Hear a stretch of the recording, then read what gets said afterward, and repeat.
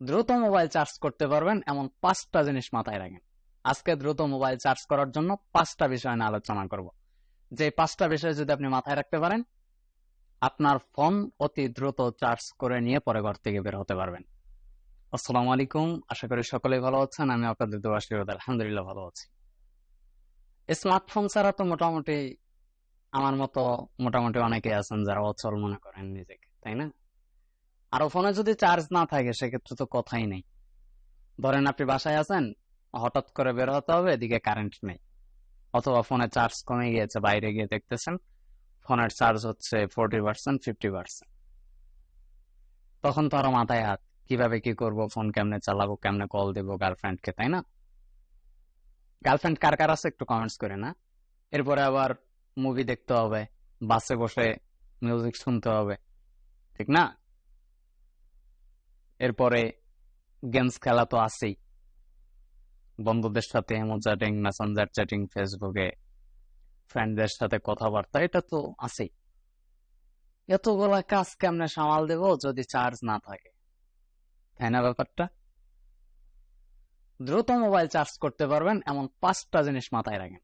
আজকে দ্রুত mobile charge করার জন্য 5টা বিষয় নিয়ে আলোচনা করব। যে 5টা বিষয় যদি আপনি মাথায় রাখতে পারেন, আপনার ফোন অতি দ্রুত চার্জ করে নিয়ে পরে ঘর থেকে বের হতে পারবেন। চমৎকার না? চলুন শুরু করা যাক। প্রথমে 1 নম্বর যে কাজটা করবেন সেটা হচ্ছে ফোন চার্জে বসানোর সময় পাওয়ারটা অফ করে দিবেন। ফোনের পাওয়ার অফ করে দিবেন যখন, তখন ফোন কোনো অ্যাপসের অন থাকবে না, ডিসপ্লে অন থাকবে না, যাবতীয় নেটওয়ার্ক সার্ভিস অফ থাকবে, জিপিএস অফ থাকবে, টোটাল সবকিছু অফ। সবকিছু যখন অফ থাকবে তখন চার্জারের যে পাওয়ার সাপ্লাই আছে সেটা সরাসরি আপনার ব্যাটারিতে চলে যাবে, অতএব ফোনটা অতি দ্রুত চার্জ হয়ে যাবে। 2 নম্বর যে কাজটা করবেন, ফোনের সেটিং এ নোটিফিকেশন বার টান মারবেন। টান দেওয়ার পরে দেখবেন এরোপ্লেন মোড। এরোপ্লেন মোড নামের যে অপশনটা আছে সেটা অফ করে দিবেন। এটা অফ করে দিলে হবে কি, নেটওয়ার্ক সার্ভিস অফ থাকবে, যাবতীয় সবকিছু যখন অফ হয়ে যাবে, মোবাইল ডেটা অথবা ওয়াইফাই এর কারণে যে মোবাইলের উপর একটা প্রেসার পড়তেছিল সেটা কিন্তু আর পড়বে না, তখন মোবাইলটা দ্রুত চার্জ হতে সক্ষম হবে। 3 নাম্বার যেটা করবেন সেটা হচ্ছে মোবাইল স্মার্টফোন চার্জে দিয়ে কখনো ব্যবহার করবেন না।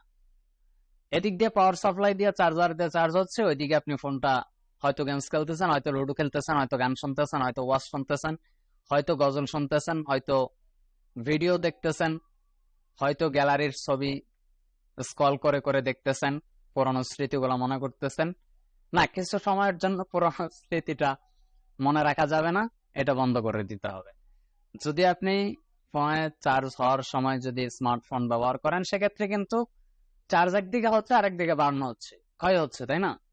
সেক্ষেত্রে এটা স্মার্টফোনের পক্ষে যেমন ক্ষতি, তেমন চার্জ হওয়ার ক্ষেত্রে সময় লস, অনেক বেশি সময় লেগে যাবে। এরপরে যেটা করবেন, ওয়াল সকেট ব্যবহার করবেন। অনেক সময় হয় কি, আমরা পাওয়ার ব্যাংক দিয়ে চার্জ করার চেষ্টা করি। পাওয়ার ব্যাংক দিয়ে সবসময় চার্জ করবেন না, তো মোবাইলের একটা ক্ষতি আছে। এই বিষয় নিয়ে পরে না হয় একদিন কথা বলা যাবে, আজকে না। তো ফাইনালি স্মার্টফোনের সাথে যে চার্জারটা দেওয়া হয়েছে, অবশ্যই অথবা ব্র্যান্ড যে চার্জারকে সাজেস্ট করছে সেই চার্জার দিয়েই আপনার স্মার্টফোনকে চার্জ করবেন, এমনকি সকেট ওয়ালের সাহায্যে। পাওয়ার ব্যাংকে করবেন না। পাওয়ার ব্যাংকে করলে হবে কি, যে চার্জ হতে অনেকটা সময় লেগে যাবে, কিন্তু আপনি ফোনের সাথে যে স্মার্টফোনের যে চার্জারটা আছে সেটা যদি চার্জ করেন, সেক্ষেত্রে কিন্তু ফোনটা প্রায় অর্ধেক সময়ের মধ্যে চার্জ হয়ে যাওয়ার সম্ভাবনা থাকে। এরপরে যেটা করবেন, অ্যাপ ব্রাউজ বন্ধ করবেন। ফোন চার্জে দিয়ে কখনো অ্যাপকে ব্রাউজ করবেন না।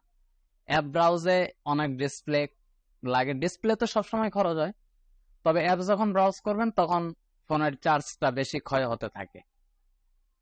আরো যদি চার্জে লাগায় করেন, সেক্ষেত্রে ওইদিকে ক্ষয় হচ্ছে, ওই একই কথা, ওইদিকে ক্ষয় হচ্ছে, এদিকে হচ্ছে। তো সকলে ভালো থাকবেন। ভিডিওটি ভালো লাগলে লাইক, কমেন্ট, শেয়ার করবেন। চ্যানেলটা সাবস্ক্রাইব করতে বলবেন না, এটাই মিস করেন আপনার, এটা করা যাবে না, মিস করেন না, চ্যানেলটা সাবস্ক্রাইব করে দিন। তো আজকের ভিডিও এই পর্যন্তই।